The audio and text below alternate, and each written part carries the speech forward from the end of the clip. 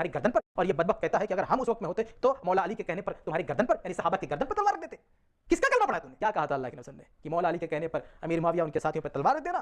نہیں, یہ کہا تھا کہ اپنی تلوار صحابی پر نہیں بلکہ احد پہاڑ پر پتھر پر رکھ دینا, تلوار توڑ دینا. اور محمد بن مسلمہ رضی اللہ عنہ فرماتے ہیں کہ میں نے وہی کیا کہ فتنے کی پیشین گوئی اللہ کے نبی صلی اللہ علیہ وسلم نے کی تھی, وہ فتنہ ہوا, وفعلت ما قال رسول اللہ صلی اللہ علیہ وسلم, اور میں نے وہی کیا جو اللہ کے رسول صلی اللہ علیہ وسلم نے فرمایا تھا. اس فتنے میں ان 10,000 صحابہ میں سے 100 لوگوں نے بھی شرکت نہیں کی. وہ دونوں میں سے کسی کا ساتھ دینے والے نہیں تھے, کیونکہ ان کے سامنے کچھ ایسی احادیث تھیں جن میں یہی تعلیم دی گئی تھی کہ فتنوں کے دور میں بیٹھے رہنا, کسی کا ساتھ نہیں دینا. ابو ہریرہ رضی اللہ عنہ روایت فرماتے ہیں, کہتے ہیں قال رسول اللہ, کہ اللہ کے رسول صلی اللہ علیہ وسلم نے فرمایا ستکون فتن, کہ ان قریب فتنہ ہونے والا ہے, یعنی لڑائی ہونے والی ہے.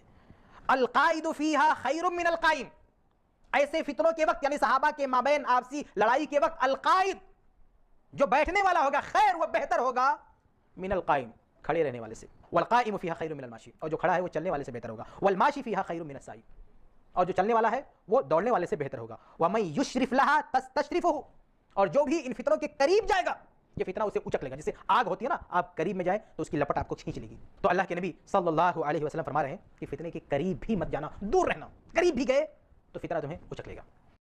تو اللہ کے نبی صلی اللہ علیہ وسلم فرما رہے ہیں کہ فتنے کے قریب بھی مت جانا, دور رہنا. قریب بھی گئے تو فتنہ تمہیں اچک لے گا. حرملہ کہتے ہیں کہ ارسلنی اسامہ الی علی, کہتے ہیں کہ مجھے اسامہ بن زید رضی اللہ عنہ نے علی رضی اللہ عنہ کے پاس بھیجا. وقال, اور کہا انہ سیسألک الآن فیقول, اصل میں اسامہ بن زید رضی اللہ عنہ کو علی رضی اللہ عنہ سے کچھ تعاون چاہیے تھا, اس کے لیے انہوں نے حرملہ کو ان کے پاس بھیجا. لیکن کیا کہا, کہا دیکھو جب تم علی کے پاس جاؤ گے تو وہ تم سے ایک سوال کریں گے. کیا سوال کریں گے؟ فیقول, کہیں گے ما خلفک صاحبک, کہ بھئی تمہارا ساتھی پیچھے کیوں رہ گیا, وہ ہمارے ساتھ کیوں نہیں آیا. یعنی علی رضی اللہ تعالیٰ عنہ کے ساتھ شریک نہیں ہوئے لڑائی میں ان کا ساتھ نہیں دیا. تو کہتے ہیں کہ جب تم ان کے پاس جاؤ گے تو وہ تم سے یہ پوچھیں گے کہ تمہارا ساتھی یعنی اسامہ بن زید ہمارے ساتھ لڑائی کے لیے کیوں نہیں آیا. فقل لہ, کہتے ہیں اگر وہ یہ تم سے پوچھیں گے تو تم ان کو جواب دینا. کیا جواب دینا؟ کہ یقول لک, کہ اسامہ اس بارے میں آپ سے یہ کہتے ہیں کہ لو کنت فی شدق الاسد, کہ اے علی اگر آپ شیر کے جبڑے میں بھی رہیں, لاحببت ان اکون معک فی, تو میں پسند کروں گا کہ میں وہاں بھی آپ کا ساتھ دوں. یعنی موت کے منہ میں ہو تو وہاں بھی موت کے منہ میں بھی آپ کا ساتھ دینے کے لیے میں تیار ہوں. ولیکن ھذا امر لم ارہ, لیکن یہ معاملہ یعنی مسلمانوں کے بیچ میں قتال لڑائی, تو یہ ایسا معاملہ ہے کہ میں اسے پسند نہیں کرتا. اسامہ بن زید رضی اللہ عنہ نے علی رضی اللہ عنہ کے پاس اپنا آدمی بھیجتے ہوئے پہلے ہی سے بتا دیا کہ وہ یہ سوال کریں گے, تم یہ جواب دینا. کیوں؟ اسامہ بن زید جانتے تھے کہ جن لوگوں نے بھی علی رضی اللہ عنہ کا ساتھ نہیں دیا ہے علی ان پر نکیر کرتے تھے. ولا سیما مثل اسامہ, بالخصوص اسامہ بن زید جیسا شخص, الذی هو من اہل البیت, جو اہل بیت میں سے ہے, نبی کا اتنا چہیتا ہے, اتنا محبوب ہے, وہ اگر بس مولوی صاحب تھوڑا آرام کیجئے, تھوڑا گلا, اتنا گلا پھاڑتے گلا سوکھ گیا ہوگا, تھوڑا پانی پی لیجئے. اتنا جھوٹ کہ سارا جھوٹ ہی جھوٹ. کہاں سے لاتے ہو اتنا جھوٹ؟ شرم نہیں آتی ہے, خوف خدا نہیں ہے, اتنا جھوٹ بولتے ہو کہ کہیں ایک سچ بھی نظر نہیں آتا. یہ تمہارا جھوٹ وہ جھوٹ ہے جیسے ہم بچپن میں ایک کہانی سنا کرتے تھے اور سنایا بھی کرتے تھے. کون سی کہانی؟ کہ ایک کمہار نے 3 ہانڈی بنائی, 2 پھوٹی ہوئی ہیں, ایک کی تلی نہیں, اور جس کی تلی نہیں اس میں بنائے 3 چاول, 2 کچے ایک گلا نہیں, اور جو گلا نہیں اس میں نوتے 3 براہمن, 2 بھوکے ایک چھکا نہیں, اور جو چھکا نہیں اس کو دی 3 گائے, 2 ڈونڈی ایک کے سینگ نہیں, اور جس کے سینگ نہیں وہ بکی 3 پیسے کی, 2 کھوٹے ایک چلتا نہیں, اور جو چلتا نہیں اس کو آنکنے کے لیے بلائے 3 سنار, 2 اندھے ایک کو دیکھتا نہیں, اور جس کو دیکھتا نہیں اس نے ماری 3 لات, 2 بچ گئی ایک لگی نہیں. تو دوستو ان مولوی صاحبان کا وہی جھوٹ ہے جس کی کوئی انتہا نہیں ہے. انہوں نے تمام جنگوں کا حوالہ دیا کہ بدر میں بھی بلا فصل, خندق میں بھی بلا فصل, احد میں بھی بلا فصل, حنین میں بھی بلا فصل, خیبر میں بھی بلا فصل. میں کہتا ہوں مولوی صاحب थोड़ा सा तो खुदा का खौफ खाया कीजिए। क्या खौफ खुदा ज़रा भी तुम्हारे अंदर नहीं रहा? अहले बैत की नफ़रत इतनी तुम्हारे दिलों में भर चुकी है, इतनी तुम्हारे दिलों में बुग़्ज़ अहले बैत आ चुका है कि तुम्हें उनकी बुराइयों के अलावा कुछ नज़र नहीं आता। और जिन लोगों की कोई भी हैसियत ही नहीं अहले बैत के सामने, यानी हम ये नहीं कहते कि सहाबाओं का कोई वक़ार ही नहीं, वक़ार है, मगर सहाबाओं का वक़ार जहाँ पर ख़त्म होता है वहाँ से अहले बैत का शुरू होता है। अहले बैत में और असहाब में ज़मीन आसमान का फ़र्क है। सहाबी होता है, अहले बैत होता है। अहले बैत नबी पाक सल्लल्लाहु अलैहि वसल्लम के घर वाले होते हैं, सहाबी बाहर वाले होते हैं। अब तुम कितना झूठ बोलोगे अवाम के सामने, कितना गुमराह करोगे? इतना गुमराह करना भी अच्छा नहीं है। कभी तो सच बोल लिया करो, कभी तो हक दुनिया को बताया करो। अगर यही हाल रहा तो एक दिन झूठ बोलते बोलते तुम जो है दुनिया से चले जाओगे और ईमान से बिल्कुल कोरे हो जाओगे। ईमान से तो कोरे तुम हो चुके।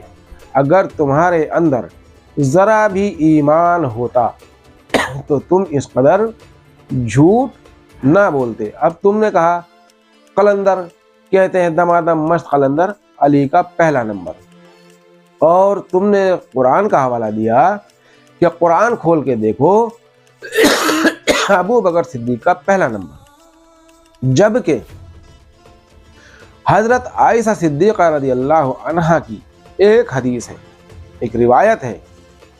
कौन सी? जब मरवान बिन हकम मिंबर पर खड़ा होकर और तंज कस रहा था तो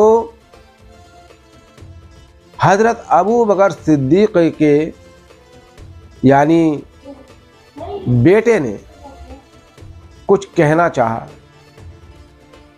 जब उन्होंने कुछ कहना चाहा तो मरवान पीछे पीछे भागा और वो आकर के हजरत आयशा के हुजरे में आकर छुप गए।